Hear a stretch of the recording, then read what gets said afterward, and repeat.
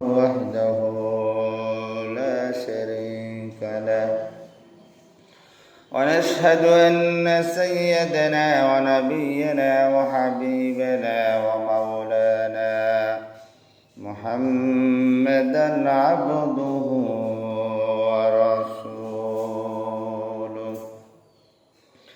الذي أرسله الله بالحق بشيرا ونذيرا وداعيا إلى الله بإذنه وسراجا منيرا. فقد قال الله تعالى في كلامه المجيد وفرقانه الحميد: أعوذ بالله من الشيطان الرجيم. بسم الله الرحمن الرحيم. إن الله وملائكته يصلون على النبي يا أيها الذين آمنوا صلوا عليه وسلموا تسليما. صلى الله على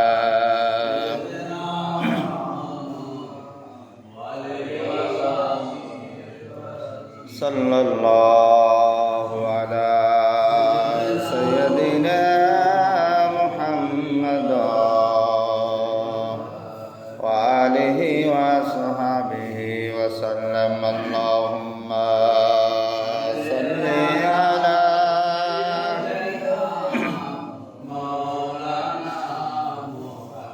وعلى آل سيدنا مولانا محمد. اللهم صل على مولانا محمد وعلى آل سيدنا مولانا محمد. صلاة يا رسول الله عليكم يا رسول الله انظر خلنا يا حبيب الله اسمع قولنا. صلاة يا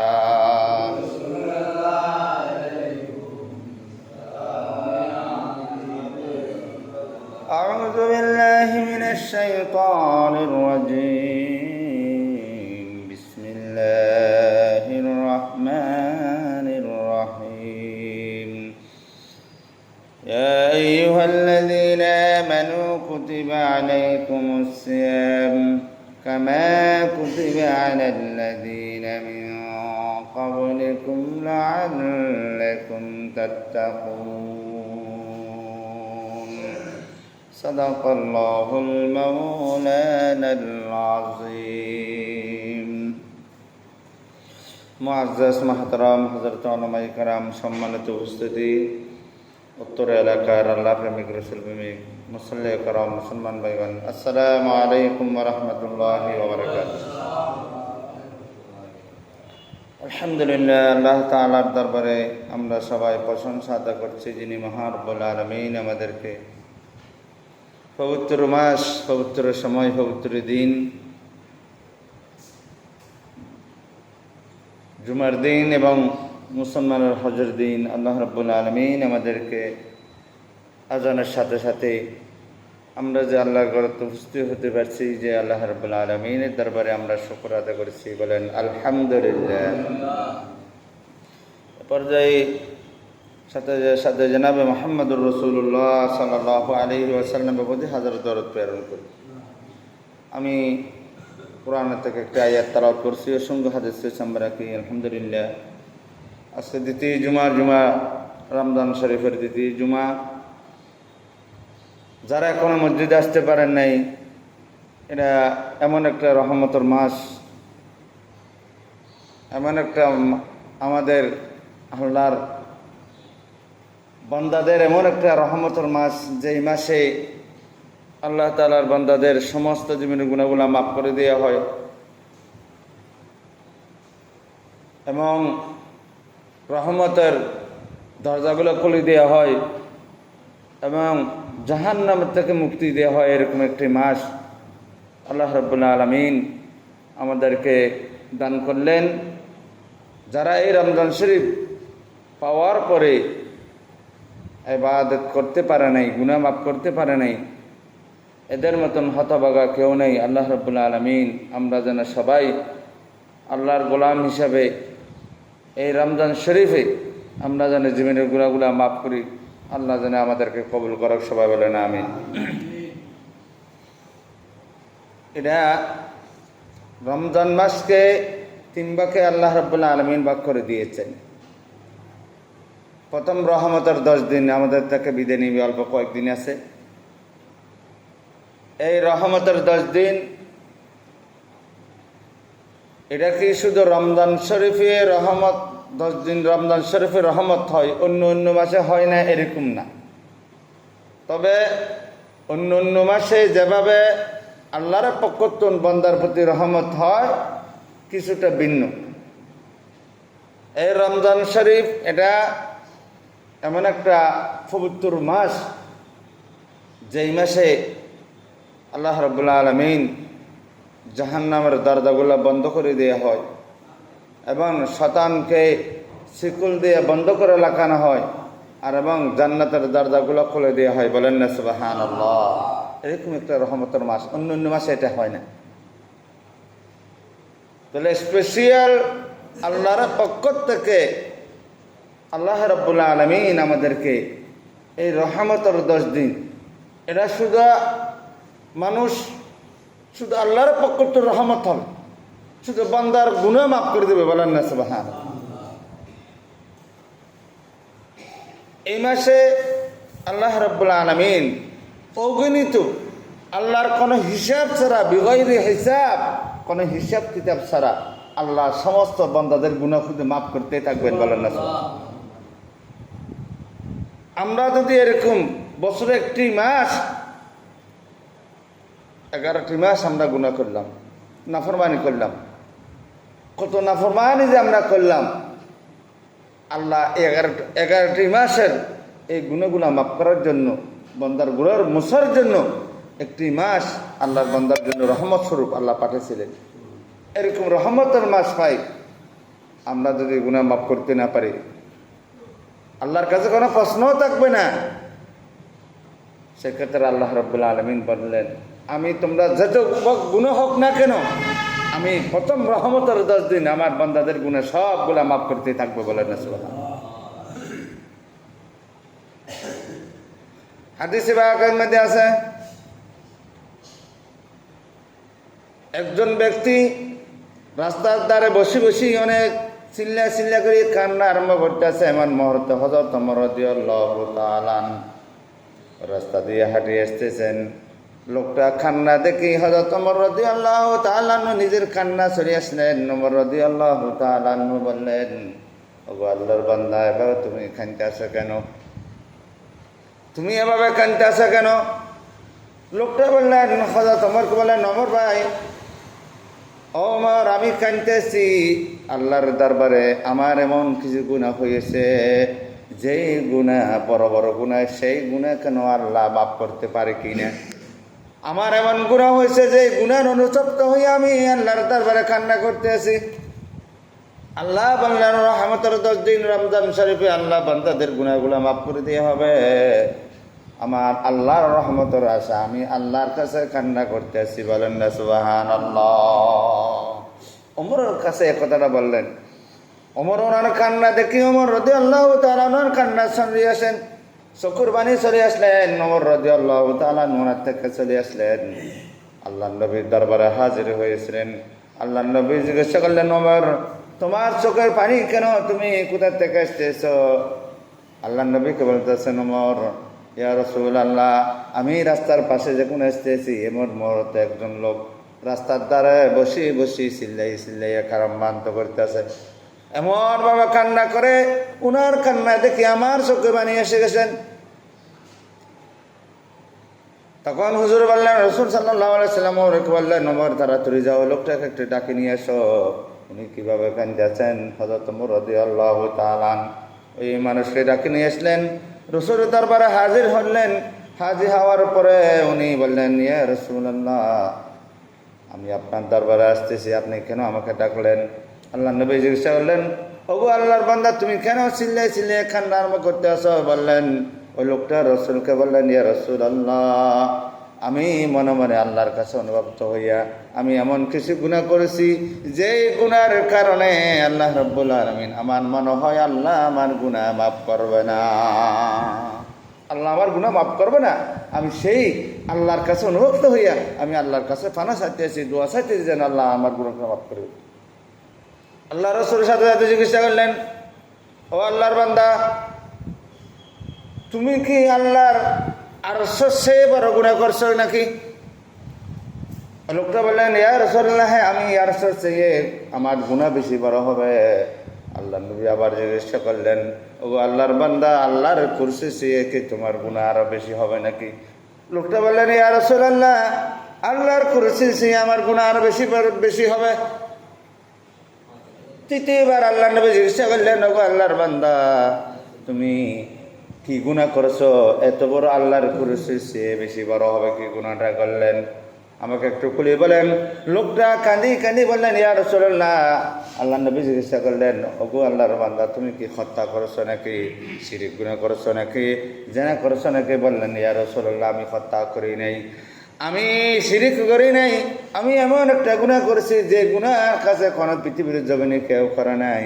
আমি এমন একটা গুনাহ করেছি, আল্লাহ আমার গুনাহ মাফ করবেন আমি চিন্তা আছি, সেজন্য আমি আল্লাহর দরবারে কান্না করতে আছি।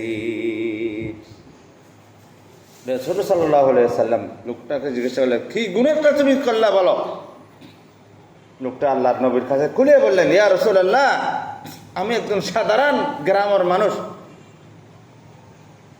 আমার অনাহারের কারণে, অভাবের কারণে আমি গ্রামে গ্রামে যখন মানুষ মরতেন, যখন মানুষ মরে যেতেন, মরার পরে মানুষদের যখন দফন খবর করে যখন কবর দেওয়া হতো, আমি চেষ্টা করতাম, মানুষ যখন কবর দেওয়ার পরে নিশিরাত্রে আমি ও কবর থেকে মুর্দার কাপড়টা নিয়ে আমি চুরি করি, এটা বিক্রি করি, আমার আয় রোজগার করতাম। হঠাৎ করে কিছুদিন আগে এলাকার একজন সুন্দর যুবতী, একজন মহিলা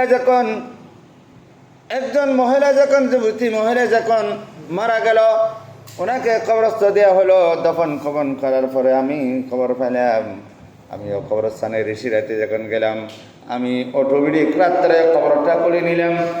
কবর খোলার পরে আমি দেখতেছি পূর্বে একজন সুন্দর মহিলা, আমি যখন কাপড় টান দিলাম, কাপড় হওয়ার জন্য গিয়েছিলাম, ইয়া রাসূলুল্লাহ, আমি সুন্দর মহিলাকে দেখি আমার মনটা আমি ধৈর্য ধারণ করতে পারি নাই।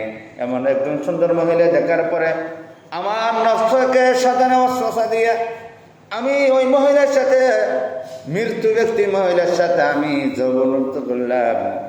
আমি কবরের ভিতরে জানা করলাম, ইয়া রাসূলুল্লাহ, আমি কাপড় করি। কাপড়টা নেওয়ার সময় ওনাকে যখন নষ্ট করার পর আমি যখন কবর থেকে উড়ে গেলাম, ওই মহিলাটা চিৎকার দিয়ে বললেন, জবান খুলে আওয়াজ দিয়ে বললেন, ও আল্লাহর বান্দা, আমি কোন দোষ করলাম? আমি একজন মৃত্যু ব্যক্তি, আমি ফরদা হইয়া, আমি পবিত্র হইয়া আমাকে কবর দেওয়া হলো, জানাজার নামাজ পড়ে আমাকে কবর দেওয়া হলো, আমি কোন পাপ করলাম, কোন দোষ করলাম? তুমি আমাকে পবিত্র মানুষকে অপবিত্র করি তুমি ছেড়ে যেতে আসো। আমি আল্লাহর কাছে বিচার দিলাম, আমি আল্লাহর কাছে নালিশ করলাম, তুমি কোন কারণে কবর নিয়ে যেতে, আমাকে তো নষ্ট কেন করলে, অপবিত্র কেন করলে? আমি আল্লাহর কাছে নালিশ দিলাম। ইয়া রাসূলুল্লাহ, মহিলার কথাটা শুনি আমার এমন একটা ঘাড় ভিতরে, শরীরের ভিতরে এমন একটা অনুভব হয়ে গেলেন, আমি কি পাপটা করলাম? ওখানে থেকে আসার পর থেকে আমি শুধু কান্না করতেছি, আমি আল্লাহর কাছে দোয়া চাইছি আমার গুনাহটা যেন মাফ হবে কিনা। আল্লাহর নবী কথাটা শোনার পরে লোকটাকে বললেন, ও আল্লাহর বান্দা, তুমি এই গুণ এখানে করছো, এত বড় গুণ তো কেউ করে না, এরকম গুণ এখানে করছো। আমি জানি না তোমার গুণ আল্লাহ মাফ করতে পারি কিনা। এ কথা শোনার পরে উনি আরো অনুভক্ত হয়ে গেলেন, আরো কাঁপতে কাঁপতে চিল্লে আরম্ভ, আরো কান্না বেশি শুরু করে দিলেন। যিনি সাইয়্যিদুল মুরসালিন খাতামান নবিয়্যিন শফিউল মুজরিমিন রাহমাতুল লিল আলামিন জনাব মুহাম্মদুর রাসূলুল্লাহ সাল্লাল্লাহু আলাইহি ওয়াসাল্লাম আল্লাহর নবীর জবান থেকে যখন আমার গুনাহ মাফ হবে না বার হয়ে গেলেন, তাহলে আমার কোনো রাস্তা নাই, আমার গুনাহ মাফ হবে না। এই কথা বলার পরে কাঁদতে কাঁদতে দূরে দূরে পাহাড়ের দিকে চলে গেলেন। ওখানে কাঁদতে কাঁদতে লোকটা আল্লাহর কাছে অনুরক্ত হয়ে সাজদা পড়ে আল্লাহর কাছে কাঁদতে আছে, আল্লাহ আমি বুঝি নাই, আমার গুনাহটা মাফ করে দাও। আল্লাহ রমজান শরীফের কারণে, রহমতের 10টি মাসের কারণে আল্লাহ আমি তো আমার জীবনে বহু গুনাহ করছি, আমার গুনার কোনো সীমা নাই, আমার গুনার কোনো তুলনা নাই। আল্লাহ তুমি আমার গুনার দিকে না দেখাইয়া তোমার রহমতের 10 দিন দিকে তাকাইয়া আমার জীবনের গুনাহগুলো মাফ করে দেবে। সুবহানাল্লাহ। ওই বান্দাটা কাঁদতে কাঁদতে অস্থির হয়ে গেলেন। অস্থির হওয়ার পরে জিবরাইল আলাইহিস সালাম আল্লাহকে হুকুম করে দিলেন, ও জিবরাইল তাড়াতাড়ি যাও, আমার নবীকে জানা দাও। একটু করে আমার নবীকে জিজ্ঞাসা করলেন, যেই লোকটা কিছুদিন আগে আমার নবীর দরবারে আসার পরে আমার নবী তাকে গুনাহ মাফ না করার কারণে চলে যেতে বললেন, ওই লোকটাকে সংবাদ দিয়ে দাও আমি আল্লাহ তার জীবনের গুনাহগুলো মাফ করে দিয়েছি। বলেন না সুবহানাল্লাহ। জিবরাইল আলাইহিস সালাম সংবাদ নিয়ে আসলেন, আল্লাহ নবীকে সংবাদটা দিয়ে দিলেন। হযরত ওমরকে ডাকলেন, ওমর তাড়াতাড়ি যাও, যে লোকটা তুমি রাস্তার ধারে চিল্লে কান্না আরম্ভ করতেছে, ওই লোকটাকে তাড়াতাড়ি ডাকি নিয়ে আসো। হযরত ওমর রাদিয়াল্লাহু তাআলা লোকটাকে ডাকি নিয়ে আসলেন। আনার পরে জিজ্ঞাসা করলেন, ইয়া রাসূলুল্লাহ সাল্লাল্লাহু আলাইহি ওয়াসাল্লাম, লোকটাকে জিজ্ঞাসা করলেন, ওগো আল্লাহর বান্দা, তুমি কি দোয়াটা করলা, তুমি কি দোয়াটা করলা আল্লাহ তোমার সমস্ত জীবনের গুনাহগুলো মাফ করে দিতে পারে?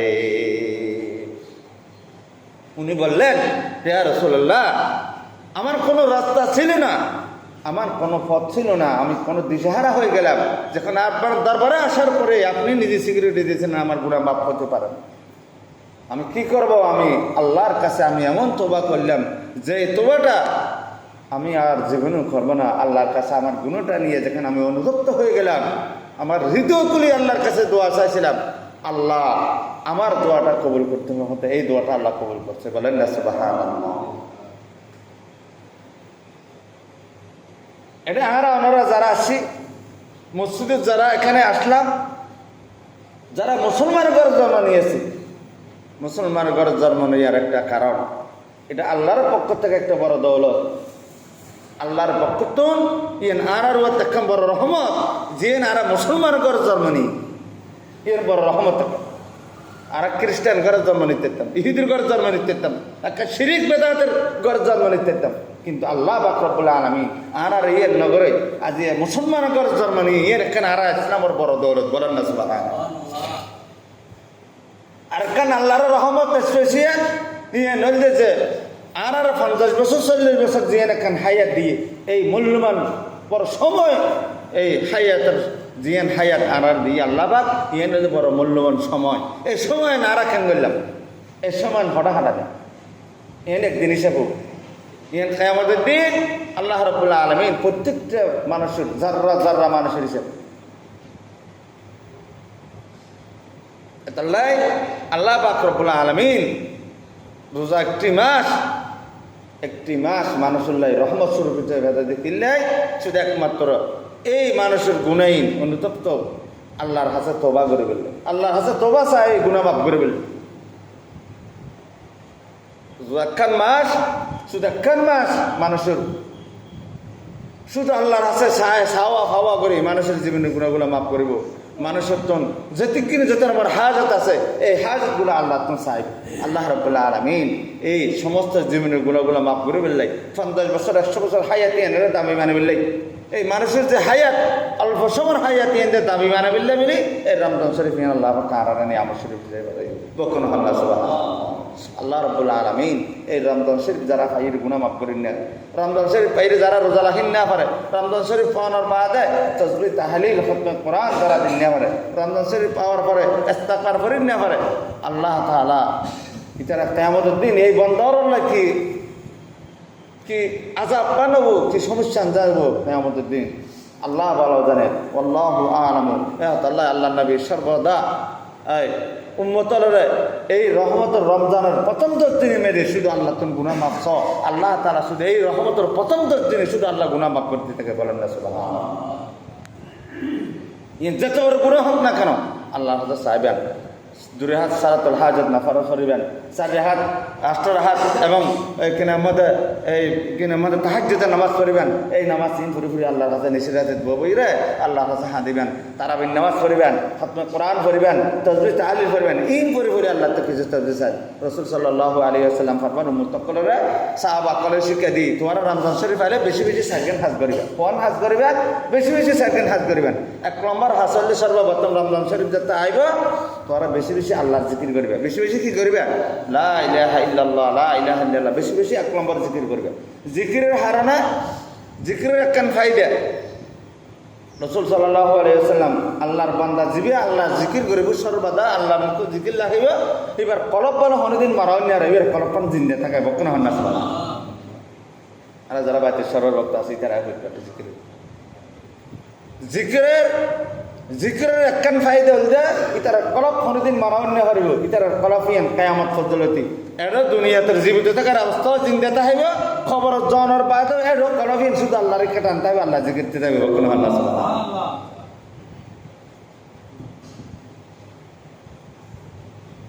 জিকিরের নিয়ম আল্লাহু হাজিরি আল্লাহু নাজিরি। আল্লাহ এবং হাজার নাজার আল্লাহর দেখে, আল্লাহর আল্লাহর দেখে। আল্লাহর হায়াত মতের মালিক ইবাহারে সব কিছুর মালিক ইবাহারে দেখে।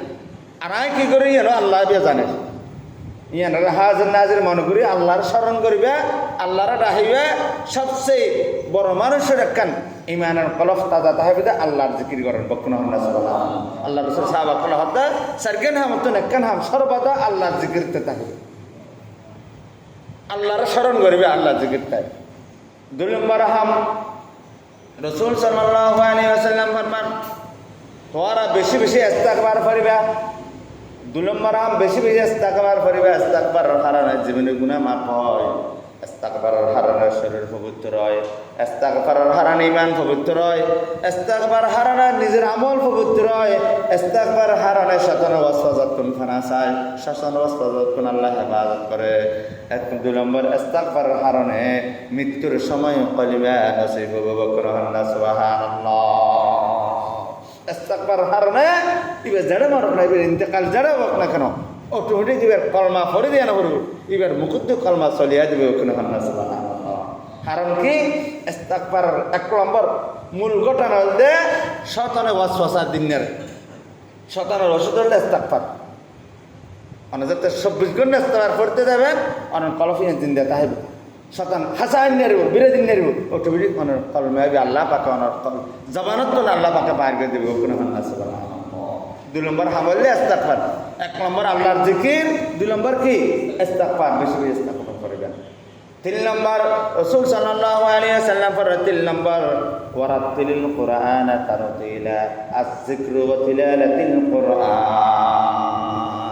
যে কোরআন কিতাব দিবে অনর হাসান নাজিল করবি, যে কিতাব শুধু রমজান মাস দামিয়নের হারান একমাত্র আল্লাহর কালামুল্লাহ শরীফ এই মাসে নাজিল হইয়ার হারানে আল্লাহ পাক রমজান শরীফের দামি মানে এই বকনা হন না সুবহানাল্লাহ। 3 নম্বর বেশি বেশি কোরআন তেলাওয়াত করবেন। যারা ফরিদ পারেন কোরআন তেলাওয়াত করবেন, যারা কোরআন ফরিদ নেন কোরআন নই বইরে সগু হারাবেন সগু সাহেবেন। যারা কোরআন ফরিদ নেন কোরআন ন শিখুন, যারা কোরআন ফরিদ তারা ইতারা কোরআন ফরানে শিখিবেন।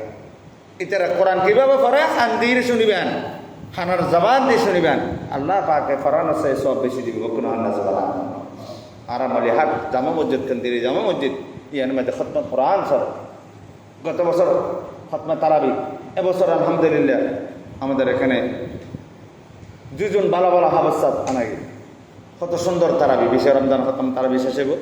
আর বেক্ষণে চেষ্টা করিম আবছর ভিজিট দিই একটি খতম জানা আর হরিণ নেরি আবছর ভিজিট দিই আইয়ের তারাবি নামাজ সাজিরে নামাজে নামাজ সাজিবে খতম কোরআনের আদায় দেবে।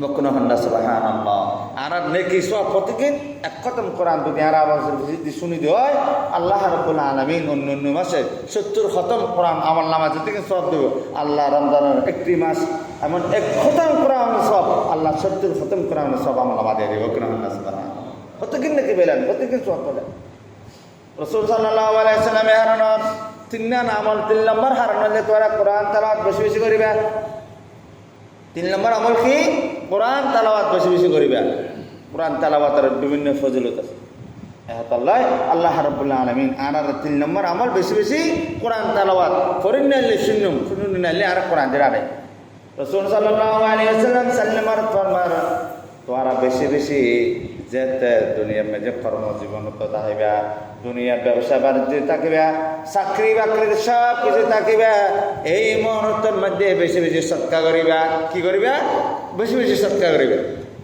সৎকার আমল করিবা রমজান শরীফ 1 নম্বর আল্লাহর জিকির 2 নম্বর ইস্তিগফার 3 নম্বরের মধ্যে মানুষের সমস্ত যে দুনিয়ার পবিত্র একমাত্র কলবর হারান রাসূল সাল্লাল্লাহু আলাইহি ওয়াসাল্লাম বললেন কোরআন শিখা কোরআন পড়া কোরআনের রহমত বঞ্চিত আপনি দোকানে বসছেন দোকানে ব্যবসা বাণিজ্য আছে দোকানে বসে বসে সূরা ইয়াসিন পড়লেন সূরা আর রহমান পড়লেন সূরা ওয়াকিয়া বললেন বিভিন্ন সূরা তেলাওয়াত করলেন আল্লাহ তাআলা কোরআনের কারণে আপনার দোকানে আপনার ব্যবসায় আপনার সমস্ত কর্মজীবনত আল্লাহ তাআলা বরকত এবং রহমত বঞ্চিত করে দিবেন আল্লাহ রহমত ঢালি দিবেন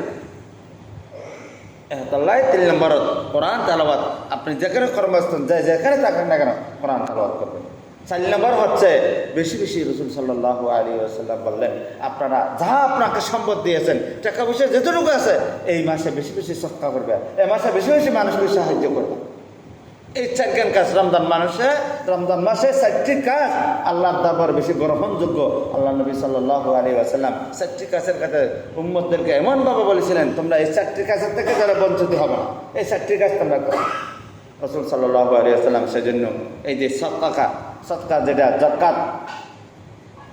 জাকাতের কিছু নিয়ম কারণ বিধান আছে আল্লাহ তাআলার সম্পদের কারণ যত সম্পদ আপনাকে দিয়েছেন শুধু রমজান মাসে কি জাকাত দেওয়া হয় অন্য মাসে দেওয়া হয় না হয় কিন্তু বিভিন্ন মুফাসসির কেন করে বড় বড় মুফতি মুহাদ্দিস করে এটা রমজান শরীফে কেন নিয়ে আসলেন জাকাতগুলো এটা অন্য মাসে তো দিতে পারতেন কিতাবের মাধ্যমে আছে আপনার যত সম্পদ হয়েছেন আপনি হিসাব করি বছরে একবার হিসাব করি যা আপনার জাকাতের টাকা আছে এটা গরিব গুণাকে দিয়ে দাও একটি মিসকিনকে দিয়ে দাও কিন্তু বড় বড় মুফাসসির করে এই হাদিসের রেফারেন্স দিয়ে বললেন এটা রমজান শরীফে নিয়ে আসলে কেন রমজান শরীফে যদি আপনি 1 টাকা সদকা দেন 1 টাকা আপনি মানুষকে সাহায্য করেন 1 টাকার থেকে বাড়তে বাড়তে আল্লাহ রাব্বুল আলামিন 700 নেকি আল্লাহ বাড়াই দিবেন বলেন না সুবহানাল্লাহ এই রমজান শরীফের কারণে ফজলত আমল বেশির কারণে মুফাসসির করে না তোমরা বছরে এই সদকাগুলা যাকাতগুলা রমজান শরীফে দিয়ে দাও যেগুলো আপনার বছর আয় হিসাব করি যেগুলো টাকা আছে এতিম মিসকিনদের সহযোগিতা সাহায্য করেন এতিম মাদ্রাসা আছে মাদ্রাসা দিয়ে দেন গরিব গুণে প্রতিবেশী যারা আত্মীয় স্বজনের ভিতরে যারা হকদার আছে এদেরকে দেখি কাপড় চোপড় যা লাগে ইফতারি হতে নিয়ে খাওয়া হতে নিয়ে আপনারা যা যেটুকু মানুষ যেন খুশি হয় খাইয়া যেন শান্তি হতে পারে এভাবে আপনারা সদকা করবেন তাহলে রমজান শরীফে আমাদের করণীয় কয়টা জিনিস আমার দিকে দেখেন একটু দরুদ পড়েন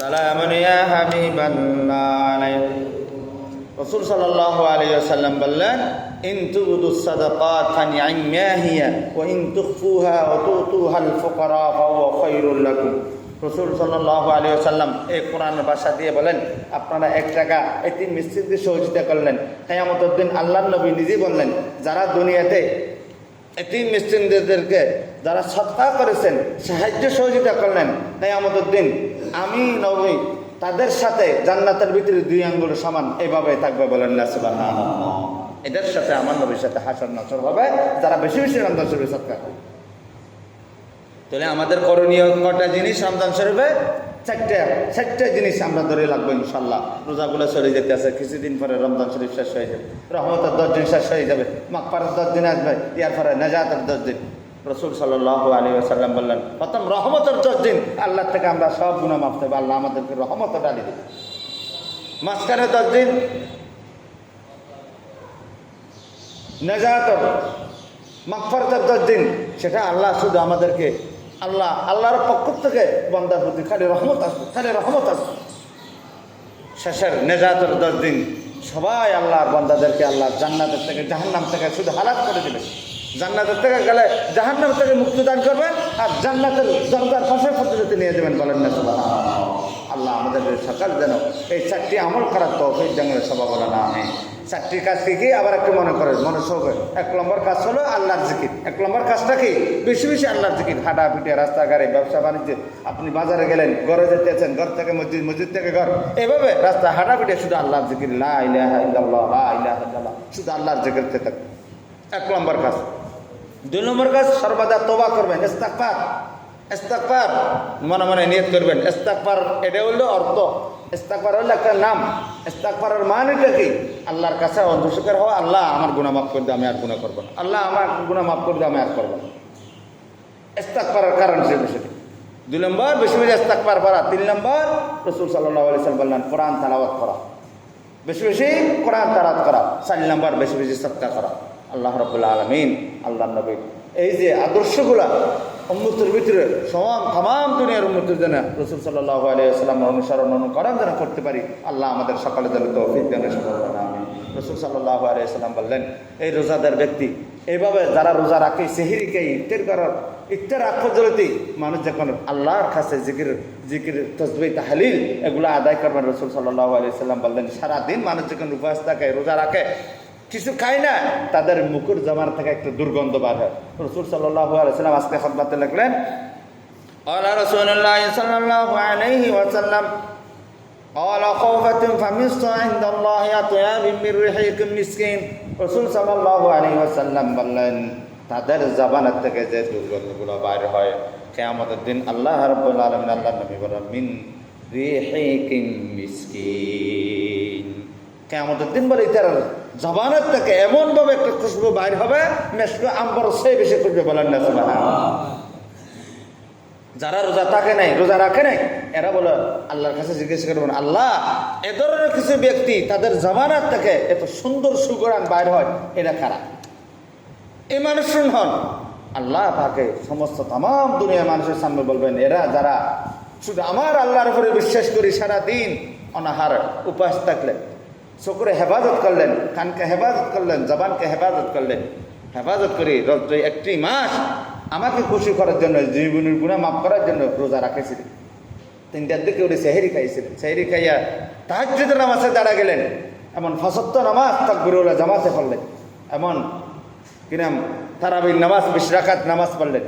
এই বান্দাগুলা আজকে আমি তোমাদের সামনে এই কিয়ামতের দিন তাদের জবানত থেকে দুনিয়াতে একটু দুর্গন্ধ বাড়ে, কিন্তু আজকে আমি আল্লাহ রাব্বুল আলামিন কিয়ামতের দিন তোমাদের সামনে এই যে জান্নাতের অধিবাসী হিসেবে আমি কবুল করে নিলাম, আর এদেরকে আমি মেশকে আম্বর চাই, তাদের নিঃশ্বাস এবং তাদের হাওয়াকে আমি সুগরান করে দিলাম। বলেন না সুবহানাল্লাহ। আল্লাহ রাব্বুল আলামিন যারা রোজায়, এখনো বহু মানুষ আছে প্রথমে 1-2টা রোজা রাখতেন, বাকি রোজা ছাড়ি দিলেন। অনেক মানুষ রোজা রাখেন, সময়টা চলে যাবে, আপনার হায়াত চলে যাবে, হায়াত থাকবে না।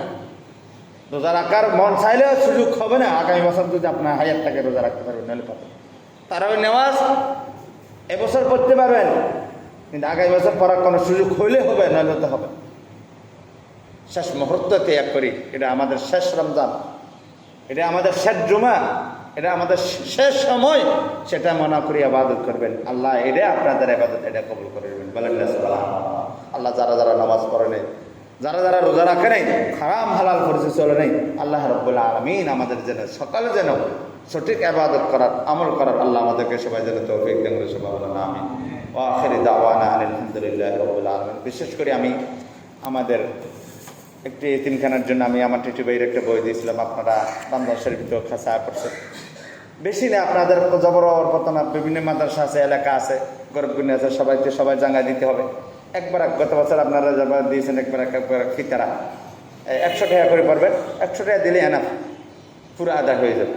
100 টাকা করে আমার টিটু ভাইয়ের হাতে দিয়ে দেবেন, আমি রসিদ বই দিয়েছি, আপনারা সহযোগিতা করবেন, সাহায্য করবেন।